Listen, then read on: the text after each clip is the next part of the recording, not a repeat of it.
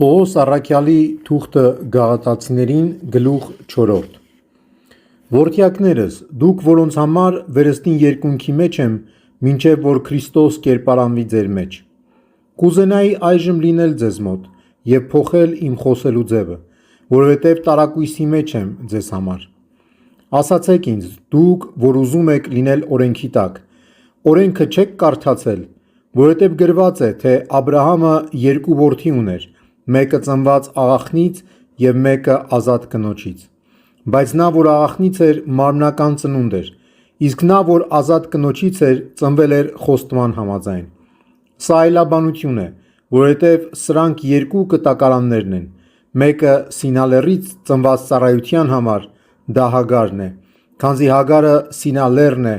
Արաբիայում և համապատասխանում է ներկա Երուսաղեմին, որ իր որդիներով հանդերձ ծառա է, իսկ վերին Երուսաղեմը, որ մեր բոլորի մայրն է, ազատ է, որովհետև գրված է.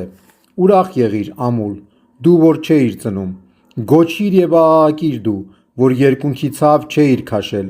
որովհետև լքվածիդ զավակներն ավելի են, քան ամուսին ունեցող կնոջ զավակները»։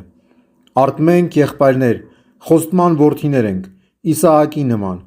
և ինչպես այն ժամանակ նա, որ մարմնական ծնունդ էր, հալածում էր նրան, որ ըստ հոգու էր ծնվել,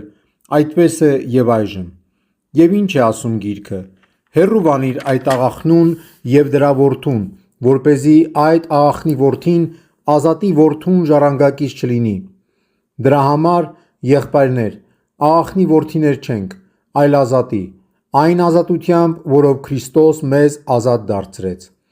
Ուրեմն պինդ կացեք և վերստին ծառայության լծի տակ մի մտեք։